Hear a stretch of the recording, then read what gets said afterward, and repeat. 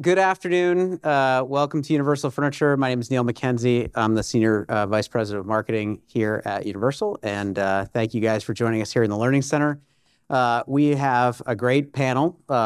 This is the biggest panel I think we've ever had here, so congratulations. And Charmaine's going to take you through and introduce the team here.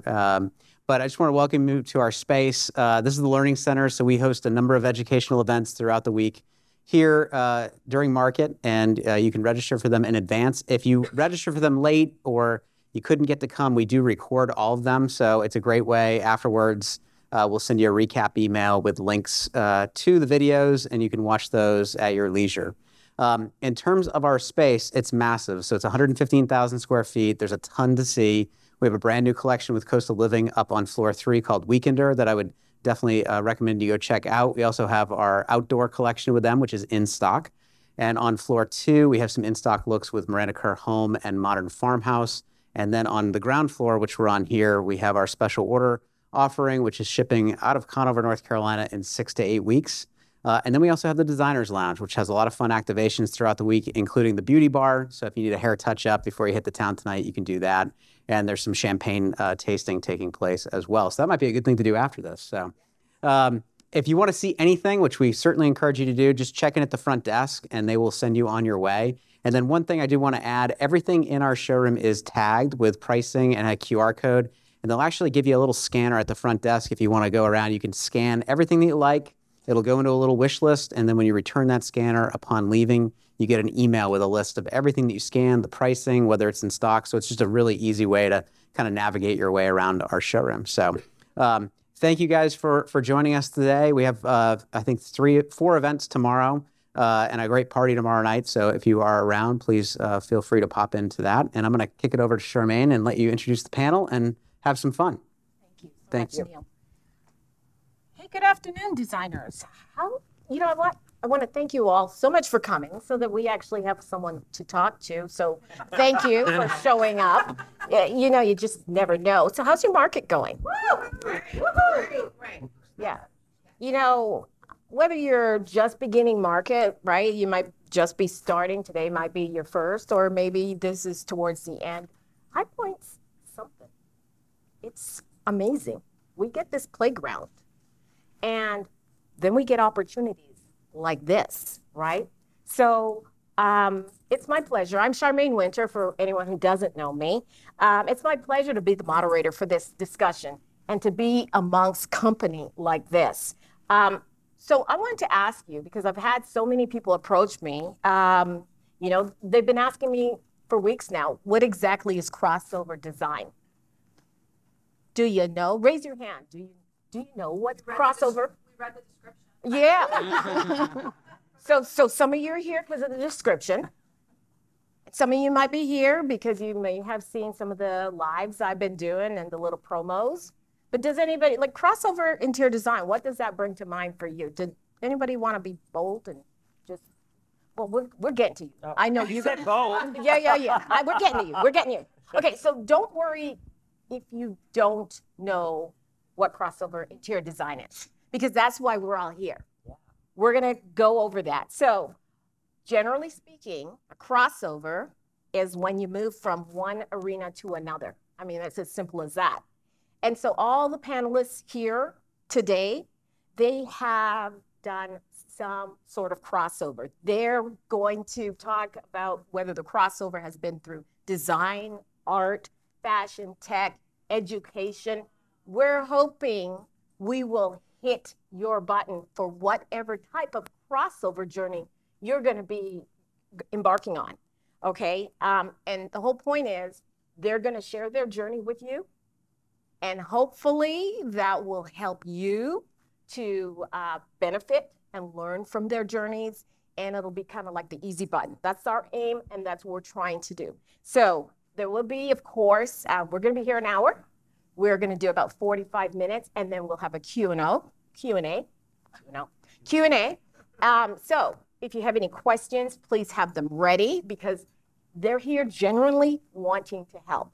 And so before we get started, for those of you who do not know, I've got Gary Inman here. Gary, do you want to wave at everyone? He's the designer in residence at the High Point University. He devotes his career to advancing the art of fine living. He's an educator, he's a designer, he's a brand ambassador, he's a lifelong student of design. David Santiago, he's my stylist. He's also an industry ambassador. He's the founder of Casa Santi Interior Design, and he is an award-winning interior designer. He's a gifted vocalist. And his brand, Strictly Santi, well, it's been created to be as diverse as he is, okay?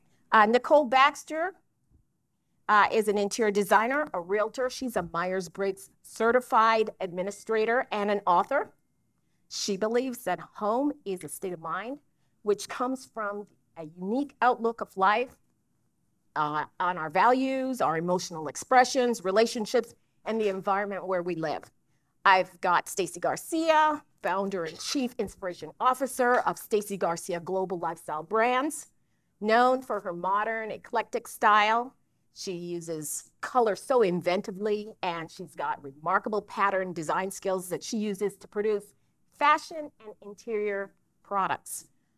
David Cohen over here, he's an industry expert in both the residential and the hospitality design brand arena. He's the founder of Artistic Design Works, art and creative brand engine, which provides designers and artists with custom brand representation for product licensing, brand collaborations, and hospitality sales. And last but not least, the fashionista up here, we've got Kimberlyn Lacey. She's the founder and CEO of an award-winning interior design firm. It's called International Flair Designs. She's a general contractor, a public speaker, diversity and inclusion strategist. She's a brand ambassador and author. So I think you would agree with me that we should have you covered. All right, so without further ado, we're going to get started. And I want to toss this to you since you were so ready. I'm going to toss this question to all of you. Please weigh in here. What made you decide to be part of this panel to tackle this subject? We'll start with you, David. I love knowledge. I love sharing knowledge, and I love collaborating in our industry. And as I like to say, I love to design it forward, and I love to learn from each other and participate in this wonderful industry at High Point and be amongst my friends and colleagues, celebrating our talents. And The wiggle means you're out of time. well, it does. Yes, it does. Hold on one second. You only have so much time. It is going to be a comedy routine, but you asked, so I wanted to deliver. Thank you so much. Does anyone else want to weigh in? Why did you decide to be part of this panel? I'll jump in. So I design product for both hospitality, commercial, and residential. So it's been a learning curve for me as I've sort of evolved in that journey. And I wanted to be able to share some of the lessons learned along the way. I'll jump in. I always tell my students, I don't believe in barriers. You can do anything you want to do. And the interior design degree gives you the many, many lanes that you can choose from. There's so much you can do with it. I love the topic. I think it's something we need to talk about. I love helping people create their own box. So I never say there's no such thing as thinking inside the box. Let's create our own. I think you've got a panel of people up here that have a passion for design, a passion for hospitality. Several up here, like Gary, who actually helped start the hospitality program here at High Point Market, and Stacy's a big influencer on that as well. So just kind of being part of that passion to bring residential and hospitality together, and really anybody that's here can also do hospitality. It's not a closed door. All right. Hey guys, thanks for being here. So a large part of it is I'm here for you guys. I really enjoy meeting other designers and meeting people within our community and learning about everybody else's angle, where they find that they fit in, how they approach design as well. So for me, it's also a bit of a learning experience. And frankly, I just love the concept of home. It's one of my favorite things because it is so much bigger than I think we really think about. Nicole, hang on to that mic. How did you get into design, into the interior design industry, and what did you cross over from? So my dad was an architect, so I was raised in the industry. He did a lot of hospitality and residential. And one of his big things for me was that he knew what I would be facing as a designer in the industry. And we're talking, this is back in like the 80s and 90s, and how hard it was for designers at the time, and wanted to make sure that I had a really good foundation. So I came to my idea and my thing by just working with my clients and understanding more of what they wanted beyond what I wanted them to have. And that, I think, taught me a lot. Do you want me to tell you what it is? You sure can. I sure can. Okay. So I've been in the industry. It'll be actually 30 years in a few weeks, which kind of blows my mind. And I kind of, just to back up a little bit, I have to say, every time I did my website and researched other design sites to kind of give me some inspiration, I never really felt connected to the industry necessarily. I was very self-conscious about my work and the way my portfolio looked, because it didn't look like everybody else's. I don't have a signature style. I don't do trends, and my projects are all over the place. And I feel like our industry is very geared for designers with signature styles and designers who do trends, right? So if you're not doing those and you feel you're very client focused, like I knew my work was great and I knew my clients were really happy and I knew my work reflected them. But as far as where my place was in the industry, I was really insecure about that, to be perfectly honest. I had a housewarming party that I threw for some clients, and this was about 2016, 2017. So we're going back, 6, 7 years. We do not have that length of time All right. at the panel. Sure. And it was just something my coach said to me is, you don't help people pick out paint and furniture, you create emotional experiences. And those were the magical words that set me off. Thank you. Who else wants to weigh in on that one? Succinctly. Well, I started in fashion design, so I'll be really super brief. And I knew that I was feeling a bit burned out. I was doing a lot of private label for people like Vivienne Westwood and Mary McFadden. And I would go down the runway and I would never be mentioned. And I thought, well, I'm not liking this. This is not going to work. And then simultaneously, we decorated our apartment and we hired Lucian Therian, who was a brilliant interior designer. If you've ever been to the D&D building, you see his name there. And I thought, wow, what the hell am I doing fashion for? And I finally just said to him, can I work for you? He said, yes. And the rest is history. How was that? That was succinct. All right. I'll let you guys weigh in after with that one here. Okay. So here's the next question. What has helped you to get to where you are today? Who wants to jump in? Investing, studying under people who I didn't know, one thing that I always do is find the best person who's doing what I want to do, and I will have the courage to ask them, how did you get there? And I'm willing to pay because I know it's an investment of time and it's an investment of money. And so I put my money where my mouth is. And so that's how I got to where I am. I had amazing mentors along the way and people that would take me under their wing, but they would tell me, you're going to pay me. And I would. Pay for what you want. Who else wants to weigh in on that one? David. I would say mentors is a great way, definitely. Talent got me here. Marketing got me here. Attending High Point got me here. And just staying involved in the industry, joining design organizations, participating in my own journey, saying yes, and learning to say no as well. That's how I got here. And being consistent. Yeah. Okay, I'm going to switch topics. So what is the one piece of practical advice, David, and then to Stacy, that you would provide for other designers who want to set off on a similar journey as yourself? What's the practical advice you've got? I think it's just getting out there. Obviously, being here is a huge start. I know a lot of the people that are on this panel were here at least once a year, if not twice a year. Like Gary, you live here. But just, I've gotten a huge help from the people that are around here, around Market, from High Point Market Authority, and, just connect, network, talk with people. You're going to find like minds and like passions, and it just kind of goes from there. I mean, things can snowball, as you put yourself out there. And I'll jump into, kind of the same thing. How do you get started or get going? Speaking to the topic of crossover, right? Yeah. So if you're in the residential world, but you're looking to expand into other things, maybe it's multifamily, hospitality, corporate, whatever it is, or vice versa, I'll say to you some of the, advice and the things that I did when I started. Some of that was that belief in yourself. So we talked about talent, we talked about mentors, we talked about investment. A lot of it is you sort of, it starts in your own mind, believing that you have what it takes to be successful. And for me, it was always looking around and saying, look, well, if this person could do it, whether or not they were a mentor, why can't I? It was a start at Ralph Lauren as an intern. And I remember saying, like, he built this brand in one generation. It wasn't like handed down over 200 years. This was built in one generation to a worldwide thing. And just kind of that belief that why not me? And show up into the industry. I think we psych ourselves out. Well, I don't have the chops, or I don't have the money, or I don't have the connections. Show up, believe that you have what it takes, believe that you're worthy of it, and go for it, because that's how you get started. Absolutely. Gary, okay, you're the king of diversity. Okay, you've designed homes, hotels, products. You're a brand ambassador. You're an educator.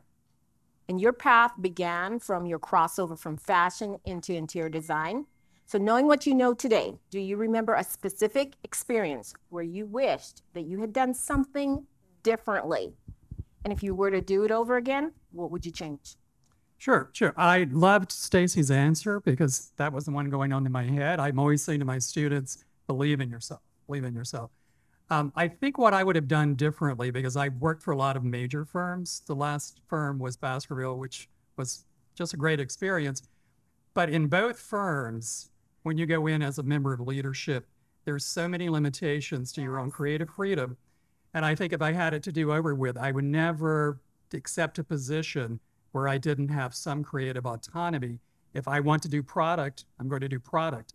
I'll be with you all day. I'll drive your projects. I'll teach the junior designers, but I'm not going to limit myself to the time that I'm in your office. You have to allow me to be my full creative self. A lot of firms don't allow that. It's a lot of interior designers that are extremely talented, spend their days working, and they don't have the legal right, in some cases, to share their talent beyond that. So Stacy's been a great mentor to me in terms of product design. I learned a lot from her. So that would be one thing that I would do differently. Thanks for that. Anyone else want to weigh in there from a different perspective? Are any of you looking to cross over from doing residential design into product design? Is that something that is of interest here? Yeah. Okay. So please prepare your questions, because we're going to be taking them live, and you've got some great minds to mine, I guess. Minds to mine. Okay. So I'll weigh. Yeah. I used to want to be a singer.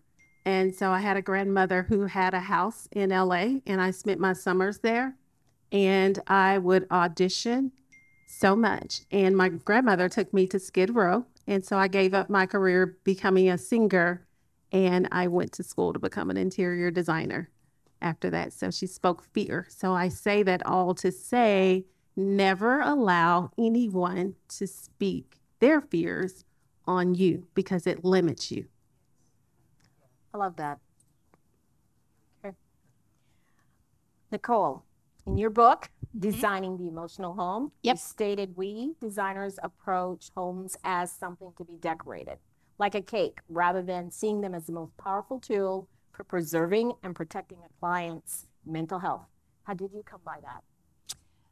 It was those magic words that I mentioned earlier. You create emotional spaces. And when I heard those words, my brain just kind of exploded with the words, the emotional home and design consciously, live beautifully. And it made me really dive down into what we need as people in our homes, what our home symbolizes to us. And I realized, and it sounds kind of crazy, I recognize that. And I was thinking about the words that we use to describe home: security, nurturing, warmth, love, unconditional love, belonging. And I realized those are the same words I used to describe my mom and my mother, right? So when you're designing somebody's home, you're designing sort of a metaphor for their mother and what they want that's nurturing and all that. And so for me, it has several parts. It has identity. That is a huge push, which is why I took my Myers-Briggs, because I want to learn more about how people process their world. And I started studying neuroscience, and just a bunch of different aspects to kind of understand what it is that we do, why beauty is so important to us, and why that piece of identity is so critical rather than, you know, just popping in trends or signature styles and whatnot. And I'm not saying that there's anything wrong with that. I'm just saying that I feel like every designer approaches it differently. And that was sort of what I needed. That was sort of the path I was on all along. And this just kind of helped me put words to it. And I feel like there's other people out there that do the same thing that also need the words to kind of explain what they do so they can talk better with their clients. That was great. Anyone want to weigh in on that?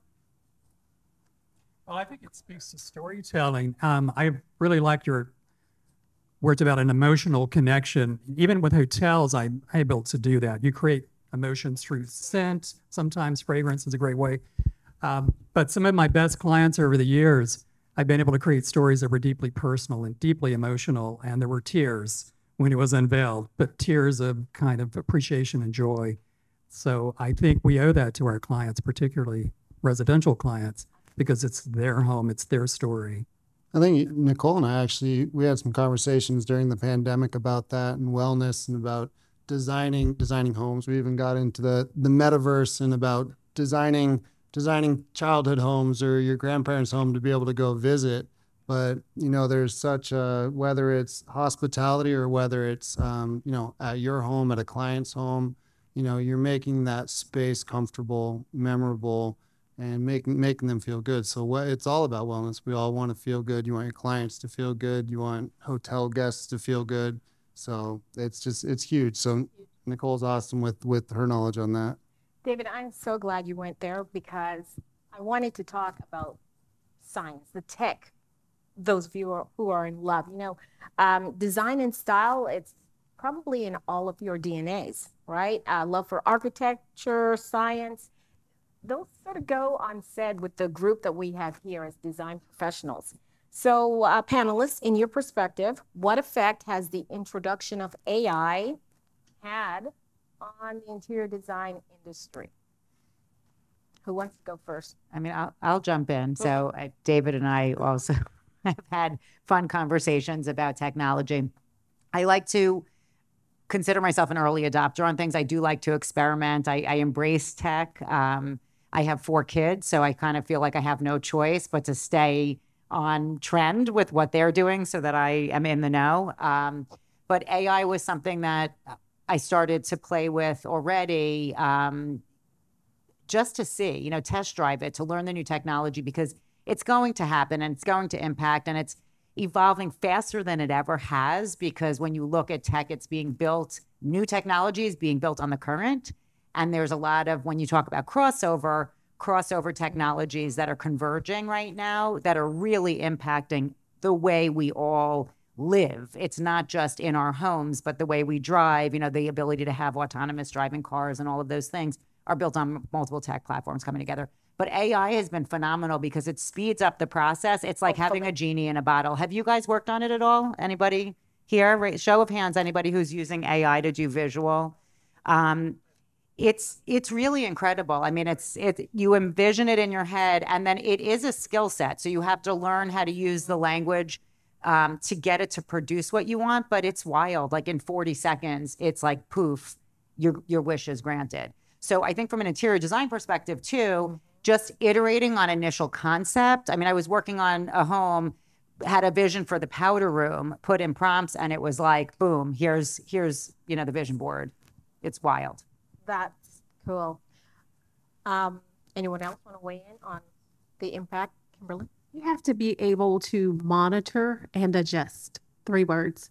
And so as the world is shifting and technology is shifting, you have to be able to not really change your entire model, but you've got to be able to incorporate those things in very fast. Yes. So David Santiago, your path has been a little bit less traditional. You're known all over North America by the public. You're known for your appearances on George to the Rescue, The Donna Drake Show. You're an operatic singer. For those in the know, your clients and fellow professionals here we probably are really familiar with Casa Santi and some other titles that we'll call you with affection. Thank God there's affection behind that. So design, you know, your design sensibility, it intersects. You're doing hospitality, residential. Are there any crucial guidances that you would like to provide for those who are listening on how to balance something that is as diverse as your world seems to be? I think first you have to really want to do it all. And everything that I do 100% wholeheartedly. I enjoy it. I started my own business so to allow me to give me liberties and freedoms from a financial foundation, as well as to explore outside of my design journey into product design, hence hospitality, residential, hospitential, which I started being a product designer. I collaborated with 2 companies that crossed over into hospitality, hence this conversation, which is how I ended up participating in the hospitality world. But I found time for things that brought me joy, that brought me income, that brought me forward thinking and propelled me to the place that I am today. And most importantly, I listened and I learned from my mentors. And when I didn't know something, I asked to be mentored, especially crossing over. When you're walking into a new journey, we all need a little help. And who better than your own peers, colleagues, and industry leaders? Exactly. Anyone else want to weigh in on that one? Okay. You answered that so well. Thank you. I was scared. I'm just kidding. Don't be scared. This is a safe No, place. I'm just having fun. I'm serious. No, I'm just kidding. This is a safe space, safe space. The purpose of our business is to attract and retain customers. Yes. I've been dying to say that. I just wanted to read that quote out loud. I've been dying to read that quote here at Universal. I know. All right, Okay. thank you, Mike. Now she's taking a mic. See? Kimberlyn, your approach to design is informed by your scientific background, having studied medicine. I'm blasting her here. As well, she's a GC. And so you're very precise with your trajectory. What do you think is the biggest obstacle to keeping designers from crossing over from one platform to the another? I think, like myself, I used to get in my own way. And so I think that's what keeps a lot of us from reaching our full potential. And so now I just push myself and I just do it.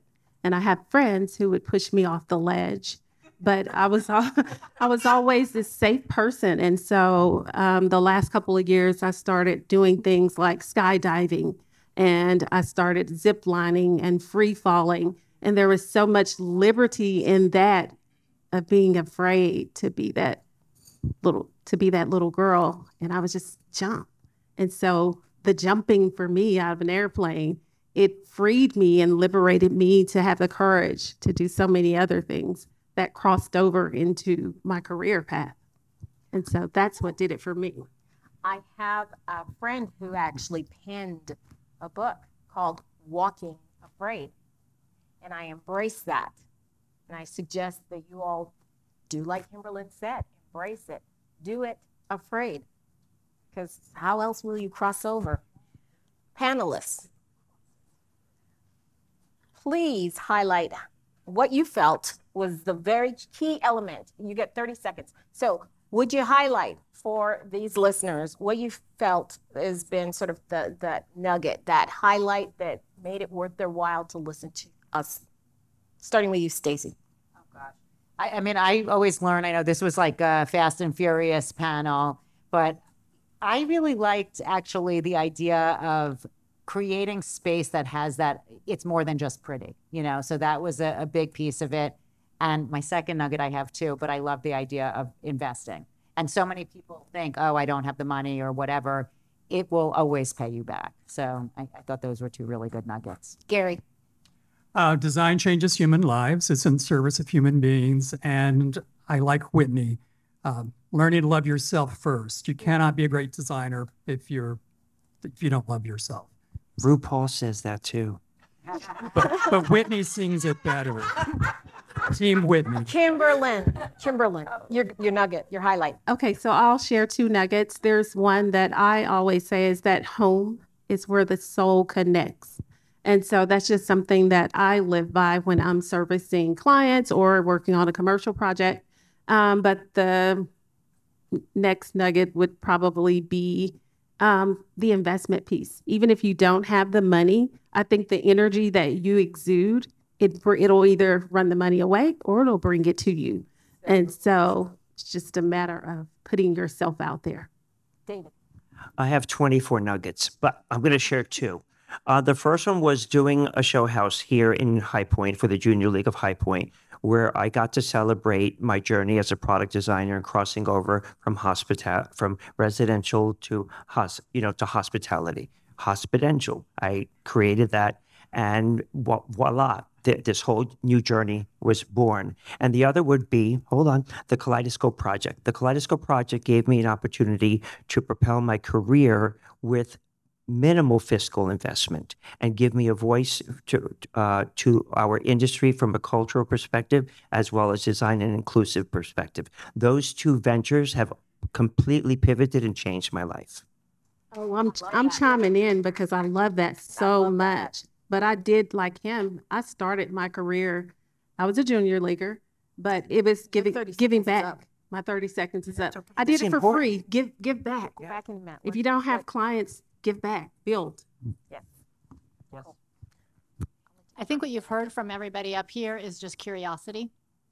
Stay curious, ask questions, pursue your interests, no matter how small they are. Just keep going and take those risks. And I think one of the things that holds us back is that we are so busy, but this is the world you created. You didn't create it necessarily to just serve your clients. You created it to give yourself some sort of happiness and contentment, and nothing will burn you out faster than setting up your business to only serve clients and not serve yourself. So stay curious and make time for yourself and drive your business rather than letting your clients drive you. David. Yeah. You know, I've just kind of heard a lot of motivational speech, which is very important because we all need to believe in ourselves. And I think that's what I've kind of heard down the line. There's not anybody that's sitting here right now that set out to really do hospitality. You know, we all created it in our own way. We all crossed over and found a way to do it out of either desire or necessity with your business to grow. So I think the message is just, like I say, anybody here can do hospitality. There are a lot of people out there that can mentor. And again, that has to do with, you know, reaching out within the industry, getting more information, being involved with everything like this, and just believe in yourself, like they said. David, we're going to start with you. And I was going to say, I wanted to add one more thing, which is this: believe in your own voice. So a lot of us, and you know, you spoke about it, kind of feeling that insecurity or trying to play to what are the trends, or trying to play to what do I think is going to make me the money. And it's the worst mistake that you can make. So listen to your own voice, take your own look, bring that to the market, because the customers who love what you have are going to find you. So don't change yourself to accommodate it. Bring the best version of yourself, bring the originality, bring the magic that only you can bring. Panelists. David, we're going to start with you. We're going to go this way. Really a true 30 seconds because I want to get to questions. Have you felt any shift in your perspective, given what all of you have said? Any shifts in perspectives? I'm ready to get out there and do some more things. Okay. Same thing. Same thing. I would say just further inspired to be with people that have also taken risks and, you know, made some great lives for themselves and for their clients. I just want to be a little bit more emotional. No, I'm just kidding. To your point, I love it because I'm emotionally involved in everything that I do. So I just love that you evoke that into your journey. So that's it. I mean, truly, it's a celebration. We all have something to share and learn off of each other. And I love it. I'm a sponge and I can't get enough of our industry. And for me, I love this. Yes, Charmaine, here we go. Okay. What was your question again? You know, panelists, have you felt any kind of shift in your perspective since from the beginning to now, having heard each other? Absolutely. I would say I am a lifelong learner, and I think I've learned something valuable from everyone. And so, Stacy, thank you for becoming my mentor.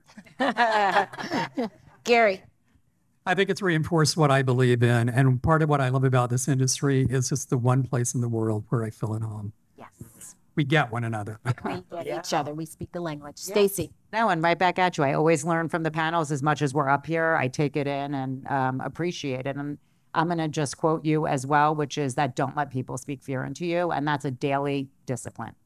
Absolutely. Okay, so quickly, what do you think was the most interesting part of this panel from the panelists? Because I'm going to ask it of you guys later. I'm going to jump in and just say the way that you have moderated, I am learning from a pro. So just Thank you. Well done. Well done. I've learned that David needs a watch, and I'm going to buy him one. How's that? I love you, I missed David. that. What was that? You know, That I need a watch? and apparently a hearing aid. You guys are adorable. So, what do you think has been the most interesting part or point to this entire discussion? Time management. Wait your turn.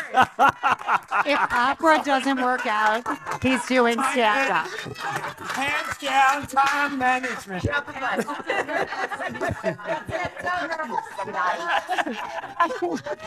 Charmaine is an overachiever here. Biggest panel ever. I'm from Texas. Come on now. So This is like speed dating. I'm being funny as well. So I learned that even though you're on the panel and you have to run down the street to make it in time for your panel, inside the designer's lounge, they're still not going to do your hair. You're not going to skip the line. You're going to wait. She was like, well, there's an hour wait. I said, well, I'm on the panel. My curls are gone. I'm not quippy, so I'm going to go with the AI. I like what you had to say, Stacey. That was great and something that I think I'm trying to incorporate more. So I'm going to hit you up for some tips. And David. Just educate yourself. You guys are obviously here doing that and listening. So step out, do the stuff, look at with the AI, try and stay on the cutting edge a little bit and learn what's coming up, how you can incorporate that stuff into your business in all types of ways, whether it's content or whatever it is. But, things are changing rapidly. So try and stay up, follow Stacy because she's like the queen of that. So Wait, did you read my notes? I want to know how quickly, tell them how they can reach out to you if any of these panelists have resonated with you and you want to follow up with them. You want to reach out to them, hear more about their journey, figure out the specifics, maybe invest in your business by actually walking through their steps. Some of them have courses, some of them have various free information and so forth. Best way for people to reach you, where do you want them to reach out to you from?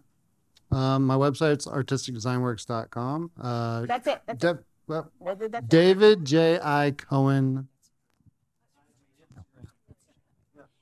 I put out some flyers. There's a QR code on there. I made a handout for you guys that explains how to use the Myers-Briggs. It's a case study for one of the specific personality types. So scan that. You will learn how it helps. And then that way you'll be able to stay in touch with me. Yep.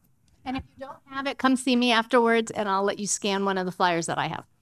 Somebody get me Santi Instagram account. Everything is there. Somebody get me Santi. Follow me.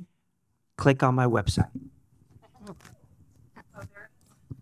Did you notice they gave the mics to the singers? Yeah, I was hoping y'all would sing. So your site? So Kimberlyn Lacey Interiors. That's KYMBERLYNLACY.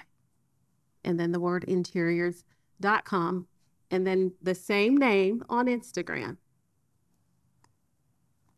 GaryInman.com, and all my social links are on my website. And I'm at Stacy Garcia Inc. on all social channels and on LinkedIn as well. I'm Stacy Garcia. All right. Okay, I want to thank you all this has been our time. This discussion has commenced. I want to You have thank. 30 seconds. Yeah. Thank you for this. I So- get 3 mics?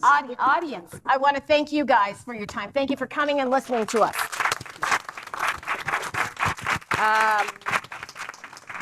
I know you all have so many options here at High Point Market. We're grateful that you did choose us as an option. I want to thank Universal Showroom because they put together this fantastic facility. They've sponsored this event. They hosted it. They organized it so that we had a chance to speak to you. Would you do us a favor? Would you do me a favor? Would you respond back? Let us know how we did. Did we answer what you were looking for? Have you gotten out of this session what you hoped to gain? If not, what can we bring for the next session? You have 30 seconds to do it. Give me that 30.